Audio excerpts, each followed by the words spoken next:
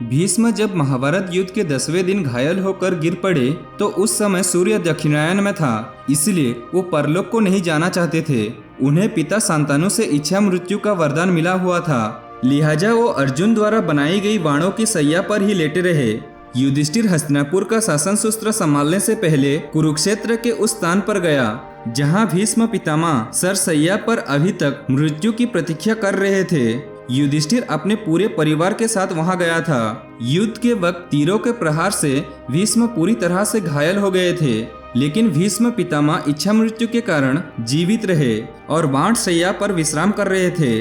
पवित्र भागवत गीता में भगवान श्री कृष्ण जी कहते हैं कि जो व्यक्ति सूर्य के उत्तरायण में दिन के उजाले में शुक्ल पक्ष में अपने प्राण त्यागता है, वो सक्त व्यक्ति पुनः मृत्यु भवन में लौटकर नहीं आता है। पितामह भीष्म ने युधिष्ठिर को राज्य और धर्म का मार्ग समझाया। युधिष्ठिर को उपदेश देकर सूर्य को उत्तरायण में आया देखकर भीष्म पितामह ने अपनी इच्छा से मध्य माह में शुक्ल पक्ष की अष्टमी तिथि को भगवान श्री कृष्ण को वंदना करके अंतिम सांस ली। पांडवों ने विधि विधान के साथ पितामह भीष्म का अंतिम संस्कार गंगा के किनारे किया। युधिष्ठिर अत्यंत शोक विहाल हो उठा था। धृतराष्ट्र ने उन्हें सांत्वना दी, पुत्र शोक ना करो, तुमने तो क्षत्रियोचित धर्म का पालन किया है और विजय प्राप्त की है।